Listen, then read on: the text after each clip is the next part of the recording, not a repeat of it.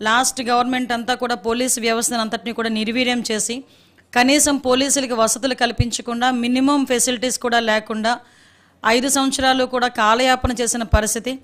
దాని మూలంగా ఇప్పటికీ కూడా అప్పటి నుంచి క్రైమ్ రేట్ విపరీతంగా ఇప్పటికీ కూడా పెరగడం, క్రైమ్ రేట్ పెరగడం మనందరం కూడా చూస్తూనే ఉన్నాం.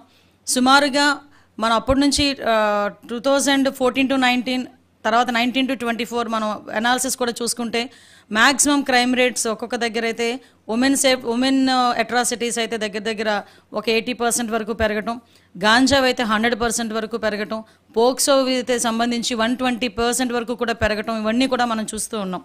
అయితే యాక్చువల్గా దీనికి సంబంధించి గవర్నమెంట్ అధికారంలోకి వచ్చిన తర్వాత, కూటమి గవర్నమెంట్ అధికారంలోకి వచ్చిన తర్వాత దీని అంతటికీ గల మూల కారణాలు ఏదైతే ఉన్నాయో మన క్రైమ్ రేట్ తగ్గాలి, ఉమెన్ సేఫ్టీ పెరగాలి, at the same time cyber crimes కూడా తగ్గాలి అని ఒక మంచి ఉద్దేశంతో గౌరవ చంద్రబాబు నాయుడు గారు కానీ హోమ్ డిపార్ట్మెంట్ వాళ్ళకి మేమందరం కూడా ఎక్సర్సైజ్ చేసి కొన్ని అవుట్పుట్స్ కూడా ఇవ్వడం జరిగింది.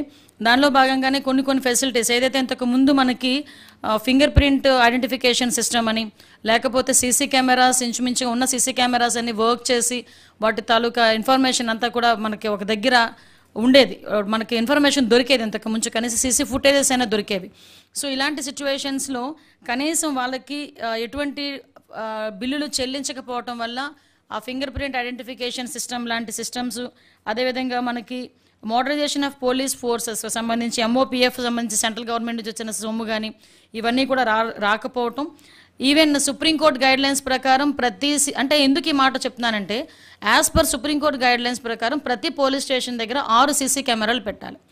6 సీసీ కెమెరాలకి సంబంధించిన బిల్స్ కూడా 5 సంవత్సరాలు ₹1 కూడా ఇవ్వలే. ఈ రోజుకి కూడా ఆ సీసీ కెమెరాస్ పనిచేస్తున్నాయా లేదా అని చూసుకునే నాదుడు కూడా 5 సంవత్సరాలు లేరు.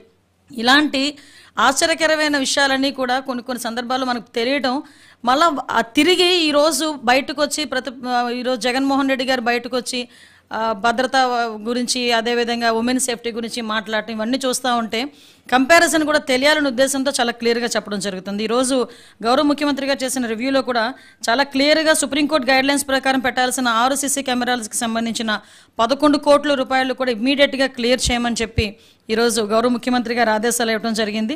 అదేవిధంగా మనకి యాన్యువల్ మెయింటెనెన్స్ ఛార్జెస్ ఉంటాయండి. ఆ మెయింటెనెన్స్ ఛార్జెస్ ఏంటంటే ఈ ఫింగర్ ప్రింట్కి సంబంధించిన ఐడెంటిఫికేషన్ టూల్స్ మనకి యూటిలైజేషన్కి కానీ, అదేవిధంగా పామ్ ఐడెంటిఫికేషన్, ఇప్పుడు ఎక్కడైనా అర్ధరాత్రి బీట్కి వెళ్తారు పోలీసులు, ఎవడో మనకి అనుమానాస్పదంగా తిరుగుతుంటాడు, వాడికి ఇంతకుముందు క్రిమినల్ బ్యాక్గ్రౌండ్ ఉందా లేదా అని చెప్పుకోవడానికి మనం మళ్ళీ తీసుకొచ్చి క్రిమినల్ రికార్డ్స్ తీసుకున్నాల్సిన అవసరం ఉండేది కాదు. ఈవెన్ వాళ్ళ దగ్గర ఉన్న ఈ ఫింగర్ ప్రింట్ ఐడెంటిఫికేషన్ మిషనరీతోనే వెంటనే ఇమీడియట్గా వాడు అక్కడ ఫింగర్ ప్రింట్ వేస్తే వాడికి ఇంతకుముందు క్రిమినల్ బ్యాక్గ్రౌండ్ ఉందా లేదా అనేది చాలా క్లియర్గా అర్థమైపోయేది. ఇమీడియట్గా వాడికి ఆ క్రిమినల్ బ్యాక్గ్రౌండ్ ఉంది అనుకుంటే కనుక టక్మని తీసుకొని వచ్చి వాడి మీద కేసు పెట్టి యాక్షన్ తీసుకునే పరిస్థితి కూడా ఇంతకుముందు ఉండేది. సో లాస్ట్ 5 yearsలో ఆ ఫింగర్ ప్రింట్ ఐడెంటిఫికేషన్ అన్నది పూర్తిగా నిర్వీర్యం అయిపోయింది.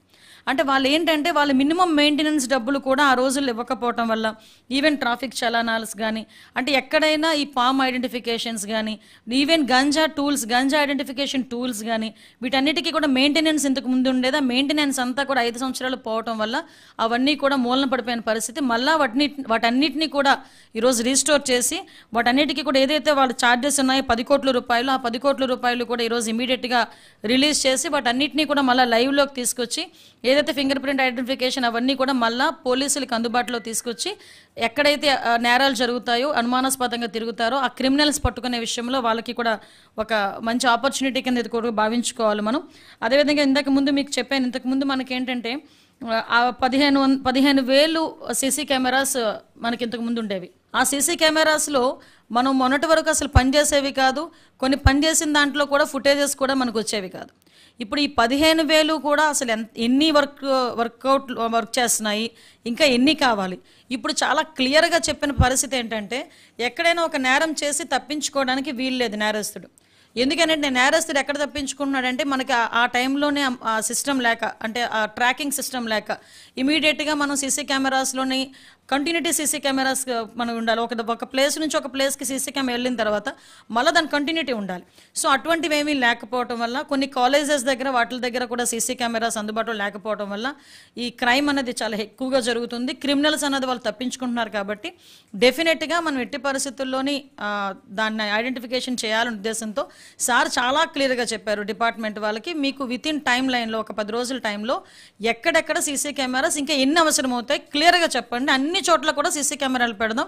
దానికి సంబంధించి ఎక్కడైతే మనకి మానిటరింగ్ సిస్టమ్ పెట్టాలో అది కూడా మనకి నియర్ బై మనం కమాండ్ కంట్రోల్ రూమ్ పెట్టుకొని అక్కడ నుంచి పర్యవేక్షించే విధంగా మనం చేద్దాము అని చాలా క్లియర్గా ఇన్స్ట్రక్షన్స్ ఇవ్వడం జరిగింది. ఇప్పుడు డిపార్ట్మెంట్ వాళ్ళు కూడా అదే పని మీద ఉన్నారు.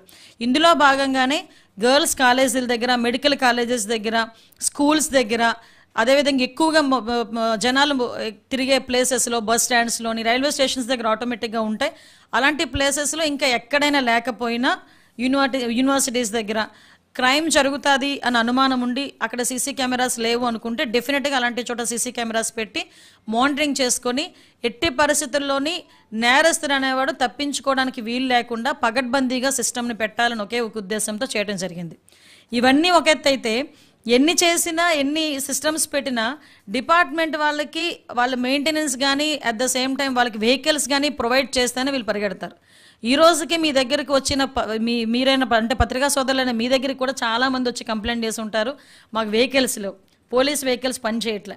ఇంతకుముందు నాకైతే కొంతమంది మంత్రులు కూడా ఫోన్ చేసి మా ముందెళ్ళే పైలట్ వెహికల్ కూడా ఆగిపోతుంది అనిత, వెహికల్స్ లేవని చెప్పిన సందర్భాలు నేను కూడా చాలా సందర్భాల్లో పోలీస్ వెహికల్స్ కొని చెప్పాను. Special thanks to our CM sir Chandrababu Naidu గారు. ఈరోజు వెహికల్స్ తీసుకోవడానికి కూడా ఆయన మాకు పర్మిషన్ ఇచ్చారు. వెహికల్స్ కూడా యాజ్ ఎల్ యాజ్ పాసిబుల్ కొత్త వెహికల్స్ని కూడా పోలీస్ డిపార్ట్మెంట్కి అందజేయగలుగుతున్నాం.